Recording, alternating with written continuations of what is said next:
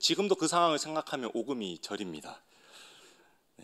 이야기를 나누는 이유는 오늘 본문에 등장하는 스토리도 이 중요한 큰 행사에 어떠한 문제가 발생하여 잔치의 즐거움과 기쁨이 끊어질 뻔한 내용이 전개되고 있기 때문입니다. 오늘 본문은 우리가 흔히 알고 있는 가나 혼인 잔치의 표적을 담고 있습니다. 이 표적에 담긴 메시지를 정확하게 이해하기 위해서는 우리는 전문맥인 요한복음 1장부터 살펴볼 필요가 있습니다. 요한복음 1장에서는 말씀이신 예수 그리스도가 하나님이시라는 사실을 선언합니다. 우리 함께 요한복음 1장 1절의 말씀을 읽어보시겠습니다. 태초에 말씀이 계시니라. 이 말씀이 하나님과 함께 계셨으니 이 말씀은 곧 하나님이시라. 아멘. 요한복음 1장에서는 말씀이 영원히 하나님과 함께 계신 하나님이라고 말씀하고 있습니다. 이 말씀은 존재에 있어서 하나님과 영원히 함께 계신 하나님이시며 그로부터 만물이 지음받은 창조주라고 말씀하고 있습니다. 이러한 영원한 하나님의 말씀이신 성자 예수님은 사람의 몸을 취하시어 우리 가운데에 찾아오셨습니다. 요한복음 1장 14절에서는 예수님의 성육신에 대해서 이렇게 말씀하고 있습니다. 말씀이 육신이 되어 우리 가운데 거하심에 우리가 그의 영광을 보니 아버지의 독생자의 영광이요 은혜와 진리가 충만하더라. 아멘. 이 영원하신 하나님의 말씀이 성육신 하시어 우리 가운데 오셨다고 성경은 가르치고 있습니다. 말씀은 하나님으로서 아버지의 독생자의 영광을 나타내시는 분이셨으며 우리 가운데 찾아오심으로써 충만하신 은혜와 진리를 우리에게 베푸시고자 하셨습니다. 그가 진리를 깨닫게 하시며 은혜를 우리에게 주시는 그 방식과 방법이 무엇입니까? 그것이 요한복음 1장 29절에 잘 드러나 있습니다. 함께 요한복음 1장 29절의 말씀을 읽어보도록 하시겠습니다. 이튿날 요한이 예수께서 자기에게 나오심을 보고 이르되 하나님의 어린 양이로다. 아멘. 예수님이 우리에게 은혜를 주시는 방식은 그가 우리를 대신하여 죄를 지고 하나님의 어린 양으로서 스스로 제물이 되신다는 것에 있습니다. 그렇기 때문에 정리해보자면 요한복음 1장에서는 말씀이신 예수 그리스도는 하나님이시라고 우리에게 말씀하고 있으며 그가 성육신하시어 우리 가운데 오시어 우리의 죄를 대신 지심으로 우리에게 빛과 생명을 허락하여 주실 뿐만 아니라 우리 가운데 은혜와 진리가 충만케 하신다고 말씀하고 있는 것입니다. 오늘 본문은 이러한 문맥 가운데에 제시되어 있습니다. 우리는 요한복음 2장의 사건을 갈릴리 가나 혼인잔치의 표적이라고 말합니다. 여기서 표적이라는 단어의 헬라어는 세메이온이라는 단어인데요. 이것은 기적과는 조금 다른 뜻을 가지고 있습니다. 이 세메이온이라는 단어는 예측하다, 미리 바라보다, 확실하게 증거하다 이러한 뜻을 추가로 가지고 있기에 단순한 기적이 아니라 예수 그리스도께서 이루시는 기적을 통해 미리 무엇인가를 예측하고 미리 바라보게 되는 기적, 그리고 예수 그리스도가 어떤 분인지를 확실하게 증거하는 기적을 성경에서는 표적이라고 합니다. 말하자면 표적은 예수 그리스도께서 이루시는 구속사적인 기적으로서 하나님만이 행하시는 일을 예수님 자신이 행하심으로 그 자신이 하나님이시라는 사실을 선언하고 나타낼 뿐 아니라 하나님 안에 감추어 있던 것이 진리로서 드러나게 하시는 기적이 바로 표적인 것입니다. 더 나아가 예수께서 이루시는 표적을 통해 우리는 예수 그리스도 안에서 얻게 되는 구원이 무엇인지를 미리 바라보게 하는 것이 바로 표적인 것입니다. 오늘 본문 1절과 2절에서는 이 표적이 어디에서 일어났는지에 대해서 우리에게 말해주고 있습니다. 우리 함께 1절과 2절의 말씀을 읽어보도록 하시겠습니다. 사흘째 되던 날 갈릴리 가나에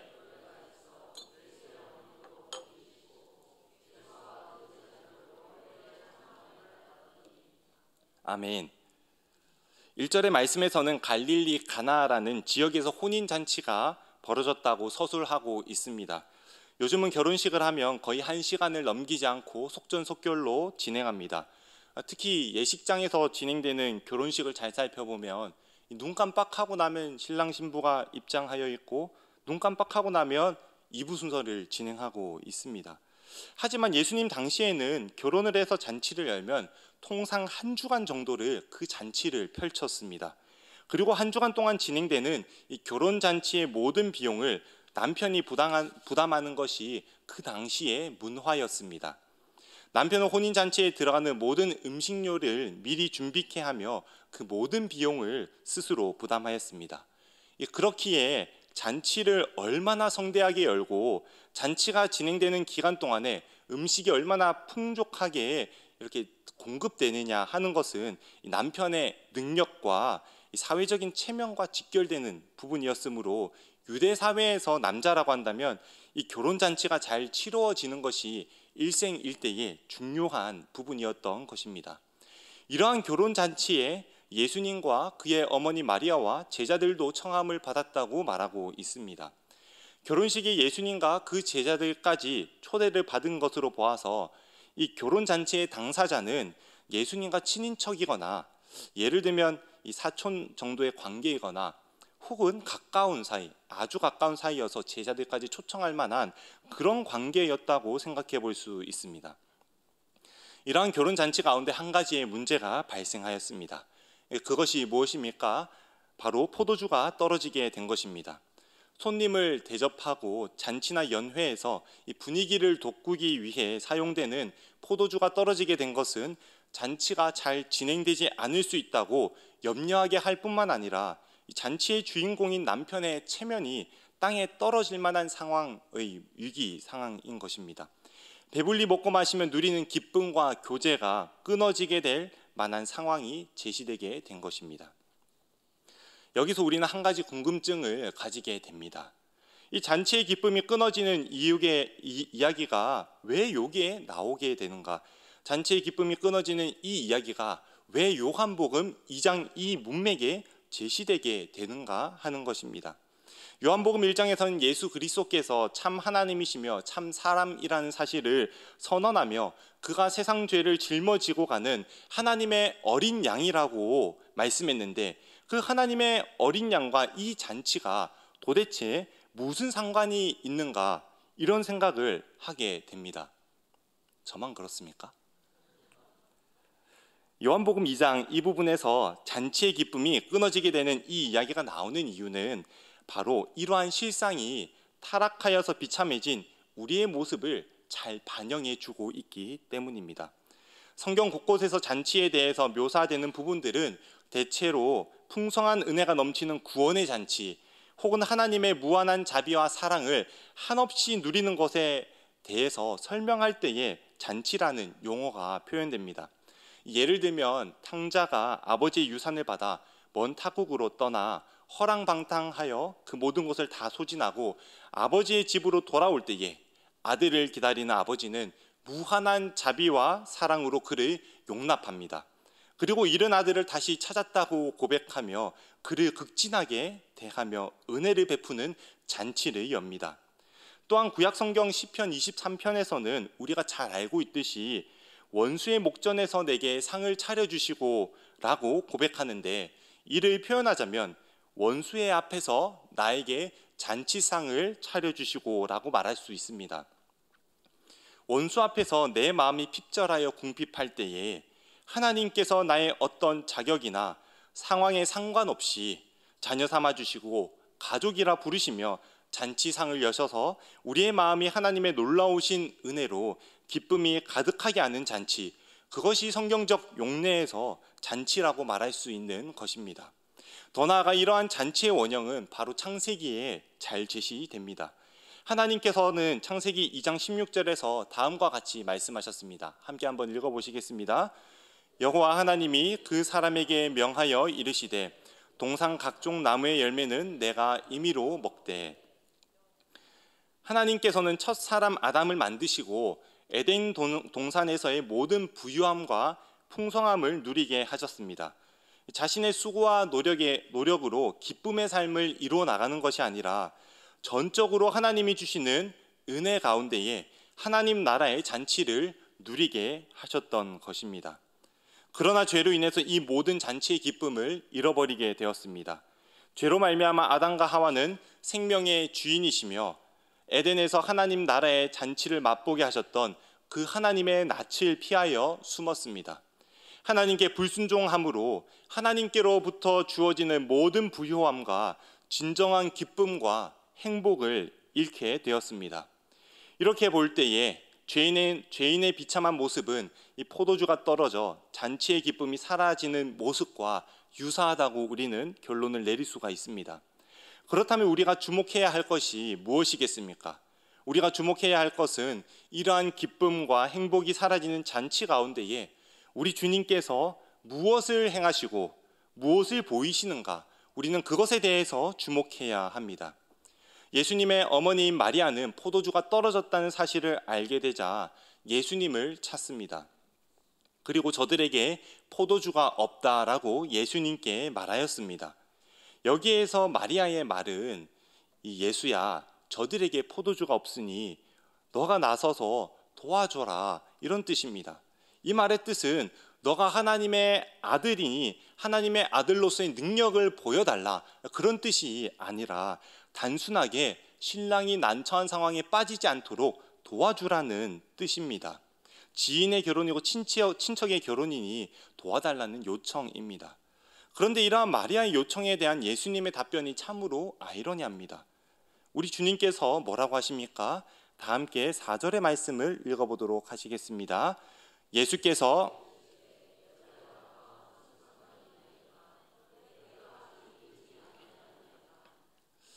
예수님의 이 말씀에 대해서 예수님은 예수님이 어머님 마리아에게 상당하게 무례히 대했다, 우리는 그렇게 생각할 수도 있습니다. 어떻게 어머니에게 여자여 이렇게 이야기를 하냐, 이렇게 생각할 수도 있습니다. 하지만 원어의 뜻을 잘 살펴서 직역해보면 단순히 여자여, 우리말로는 이렇게 표현하지만 원어의 직역에 의하면 어머니, 당신이여, 이런 뜻을 가지고 있습니다. 그래서 존칭을 담고 있습니다. 예수님의 말씀하시는 핵심적인 부분은 마리아를 여자여라고 부르는 부분에 있지 않고 그 뒤에 나오는 부분, 나와 무슨 상관이 있나이까 라고 하는 부분입니다. 예수님의 이 말씀은 다음과 같은 의미를 지니고 있습니다. 먼저 예수님께서 포도주를 구하여서 잔치의 기쁨을 회복시키는 일은 예수님 자신에게 필연적인 일이 아니라는 것입니다. 예수님께서 반드시 포도주를 구하셔야만 하며 무너진 잔치의 기쁨을 회복시키셔야 하는 의무가 있는 분이 아니라는 것을 예수님께서는 스스로 말씀하고 있는 것입니다. 또한 앞으로 예수님께서 이루실 기적은 마리아의 요청에 의해서 이루어진 것이 아니라는 것을 예수님께서는 말씀하시고자 나와 무관한 일이라고 말씀하셨습니다. 이 본문을 잘못 해석하고 오해한 카톨릭에서는 예수님께 초점을 맞추지 않고 여기서 마리아를 드러내며 마리아를 높이는데요, 이것은 잘못된 해석이고 이해입니다. 그리고 예수님께서는 자신과 상관없는 일이라 말씀하신 그 이유는 끝내는 자신과는 상관이 없는 일이지만 그 일을 이루심으로써 무엇인가 우리에게 강조해서 보여주시고자 하셨던 것입니다. 이러한 대목에서 종교개혁자 루터는 예수님께서 이루시는 사역들은 자신에게 고유한 일, 마땅히 해야 할 일, 필연적인 일이 아니라 예수님께서 하시는 사역들은 모두가 낯선 일이며 아이러니한 일이라고 말하였습니다.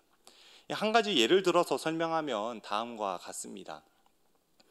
제가 신학대학원에 입학하여서 3년 동안 이 조교로 섬기며 박사과정인 지금까지 저를 지도해 주신 교수님이 한 분 계십니다. 그 교수님은 학부를 고대에서 법학을 공부하셨습니다. 그리고 사시 1차를 패스하고 2차를 준비하는 과정 가운데 하나님의 부름을 받아서 신학교에 가셨습니다.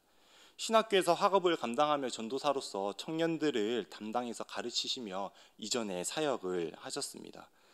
그런데 어느 날 사역하는 교회 청년이 여자친구와 헤어지게 된 것입니다. 그래서 그 청년이 이 술을 진탕 마시고 오토바이를 몰고 운전을 하다가 사고를 내게 되었습니다. 이 청년은 담당 교역자였던 교수님을 찾아서 도와달라고 요청을 하였고, 이 재판하는 기일에 교수님께서는 법원에 찾아가서 이 청년은 원래 그런 청년이 아닌데 좀 봐주면 안 됩니까? 실수한 것이니 헤아려 달라고, 원래 그런 학생이 아니라고 탄원을 하였습니다. 그러자 검사가 이렇게 말하는 것입니다. 당신은 전도사라는 사람이 잘못한 이 사람을 어떻게 감싸고 도냐, 전도사가 그렇게 해도 되냐, 막 이렇게 나무라며 이야기를 하는 것입니다. 그러자 교수님이 다시 연신 죄송합니다 죄송합니다 하고 고개를 들어서 검사의 얼굴을 쳐다보니 그 검사가 학부 시절에 동기였던 것입니다. 어쩌면 그 검사의 자리에 혹은 판사의 자리에 교수님이 있어야 할지도 모릅니다. 그러나 하나님의 부르심을 받은 전도사로 사역하며 이 법원에서 탄원하는 모습은 낯선 일이고 아이러니한 일입니다. 우리 주님께서 이루시는 사역들은 본래 그분이 그리 하시지 않아도 되는 일인데 낯설게 그분은 굳이 그렇게 하시며 낮아지십니다. 그러한 내용이 바로 낯선 일, 아이러니한 사역이라는 루터의 이해입니다. 그리고 주님께서는 자신의 때에, 주님의 때에, 주님의 시간에 자신과 상관없는 무관한 일을 이루시겠다고 말씀하십니다. 예수님께서는 하인들에게 정결 예식을 위해 있던 돌 항아리에 물을 채워서 연회장에게 가져다 주라고 말씀하십니다. 그리고 하인들은 예수님의 명령에 순종하여 물을 항아리에 담아 연회장에게 가져다 주니 연회장은 물로 된 포도주를 맛보고 이 통상 혼인 잔치에서는 좋은 것을 먼저 줘서 취하게 하고 난 다음에는 안 좋은 것을 주는데 지금까지 좋은 것을 주는 잔치가 어디 있느냐, 그렇게 이야기하므로 잔치의 기쁨이 배가 되었다는 것이 가나 혼인 잔치의 표적의 스토리입니다. 이렇게 첫 표적에 대한 이야기가 흘러갑니다. 사랑하는 성도 여러분, 예수님께서 행하신 첫 표적이 우리에게 가르쳐 주는 것이 무엇이겠습니까? 서론에서 표적은 무엇인가를 예측하게 하고 미리 보여주며 확실히 증거한다고 말씀을 나누었습니다. 이 표적을 통해 예수 그리스도께서는 자신과 무관한 일을 행하심으로 죄악 가운데 잃었던 천국 잔치의 기쁨이 우리 가운데 회복될 것을 미리 보여주신 것입니다. 그리고 이 표적은 천국 잔치의 기쁨이 회복되는 것이 어떤 사람의 행위나 노력이나 공로에 기인하는 것이 아니라 오직 참 하나님이시며 참 사람이신 예수 그리스도께서 우리를 위한 중보자이신 예수 그리스도를 통해서만 이루어지리라고 확실하게 우리에게 증거해 보여주고 있는 것입니다. 사랑하는 성도 여러분, 우리 주님께서는 이 일을 위하여 이 땅 가운데에 친히 찾아오셨습니다. 만물이 그로 말미암아 지은 바 된 분이 동시에 피조물이 되셔서 이 땅 가운데 오셨습니다. 그리고 우리를 위하여 전생애를 살아가셨습니다. 하나님으로서는 만물을 먹이시는 분이셨으나 사람으로서 밥을 드신 것은 그에게는 무관한 일이었습니다. 하나님으로서는 이스라엘을 지키시는 이는 졸지도 주무시지도 아니하신다 말씀하신 분이 사람으로서는 풍랑 가운데 곤히 주무심 또한 그에게는 무관한 일이었습니다. 하나님으로서는 가장 의롭고 거룩하시며 선하신 분이 사람으로서는 우리를 위한 하나님의 어린 양이 되셔서 십자가에서 대속의 죽음을 당하시며 지극히 큰 무관한 일을 우리를 위해서 우리 주님께서는 이루셨습니다. 죄를 모르시는 분이 죄가 되시어 친히 십자가의 나무에서 죄에 대한 하나님의 진노와 저주를 다 받으신 것은 철저하게 무관한 일이었던 것입니다. 그리고 그 무관한 일을 통하여 우리에게는 죄사함과 생명과 영생의 길이 주어지게 되었습니다. 에덴에서 쫓겨나며 잃은 하나님 나라의 기쁨이, 하나님 나라의 부요함이, 하나님 나라의 복됨이 주님의 무관하신 일을 통하여 우리에게 은혜로 주어진 것입니다. 성경에서는 이러한 것을 복음이라고 말합니다. 예수 그리스도께서 무관한 일로, 값없는 은혜로 우리가 하나님의 자녀가 되며 이미 임한 하나님 나라를 누리는 것, 그것이 바로 복음입니다. 사랑하는 성도 여러분, 예수 그리스도 안에서 우리가 이미 이 복음의 은혜를 얻었고 이미 누리는 줄로 믿습니다. 그리고 이 은혜를 나만 누리는 것이 아니라 우리의 이웃에게도 전하여 그 또한 하늘 잔치의 기쁨을 누리도록 인도해야 할 줄로 믿습니다.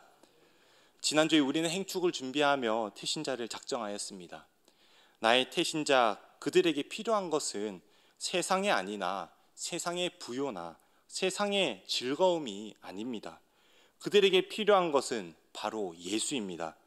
그들에게 필요한 것은 이 세상에서 잃어버린 천국 잔치의 기쁨을 회복하는 것입니다. 그들에게 예수가 전해지기 위하여 우리는 함께 마음을 합심하여 기도해야 할 줄로 믿습니다. 특별히 우리는 이 일을 위해서 교구별로 릴레이 기도를 진행하고 있습니다. 마음을 다하여서 하나님께 기도할 때에 하나님께서는 우리의 마음을 기뻐 받으시고 한 영혼을 구원케 하시는 놀라운 기적과 같은 일들을 우리의 기도를 통해서 이루어 주실 줄로 믿습니다. 특별히 태신자를 생명의 길로 인도하는 일이 참으로 쉽지 않습니다. 부단히 인내해야 하고 그 예수의 이름을 한번 전하기 위하여 내가 수고해야 하고 헌신해야 되고 땀을 흘려야 합니다. 우리의 작은 수고와 마음을 다한 헌신을 통하여서 그들이 천국의 기쁨을 맛볼 수 있다면, 그들 또한 천국 잔치에 참여하는 하나님의 백성이 될 수 있다면, 그들 또한 이 세상에서 누릴 수 없는 하나님이 베풀어 주시는 지극히 부유하고 놀라운 하나님의 은혜와 사랑을 체험할 수 있다면, 우리는 우리의 작은 수고를 하나님께 드리듯이 이웃에게 전해주어야 할 줄로 믿습니다. 이웃을 위하여 사랑을 전합시다. 예수의 그 은혜와 사랑을 받은 자로서, 빚진 자의 마음으로서 우리의 태신자를 위하여 우리가 수고하고 헌신하기를 간절히 소망합니다. 이를 위해서 교회에서는 작은 선물을 준비하였습니다. 태신자를 위하여서 초청 선물을 잘 준비하였는데, 이 컨셉이 빛과 소금입니다. 우리가 빛과 소금으로 이 세상 가운데 살아가는 그 마음으로 생명이신 예수님을 전하는데 작은 선물이 담긴다면 제가 생각하기에 태신자들이 감동을 받지 않을까, 그렇게 생각이 됩니다. 한 영혼을 향한 사랑, 한 영혼을 향한 기도, 한 영혼을 향한 섬김으로 심고 물주는 일들 가운데 우리가 전심전력하여 우리 행복한 베들레헴 교회가 마음을 합하여 이 본질적인 사역을 감당할 때에 하나님께서는 영혼 구원이라는 기쁨과 감격과 보람을 우리 모두에게 허락해 주실 줄로 믿습니다. 이러한 복음의 기쁨이 우리 교회 가운데, 우리 공동체 가운데, 우리 셀 가운데, 우리 미래 세대 각 부서 가운데 넘치기를 간절히 소망하며, 믿음으로 우리가 복음을 따라 살며 예수를 전하고 천국 잔치의 기쁨을 전하는 저 여러분의 모습이 되기를 간절히 소망하며 축복합니다. 이 시간 우리 함께 찬양하며 나아가기를 소원합니다. 우리 오늘 눈물로라는 찬양입니다. 우리는 눈물로 한 알의 씨앗을 심어야 합니다. 꿈꿀 수 없는 이 세상 가운데 무너져서 살아가는 어둠 가운데 있는 불신자들에게 우린 생명의 예수를 전해야 합니다. 우리가 땀 흘려 소망의 길을 만들 때에 하나님께서는 그들을 회복케 하시며 인도하실 줄로 믿습니다. 이 믿음의 고백으로 함께 찬양하며 나아가도록 하시겠습니다.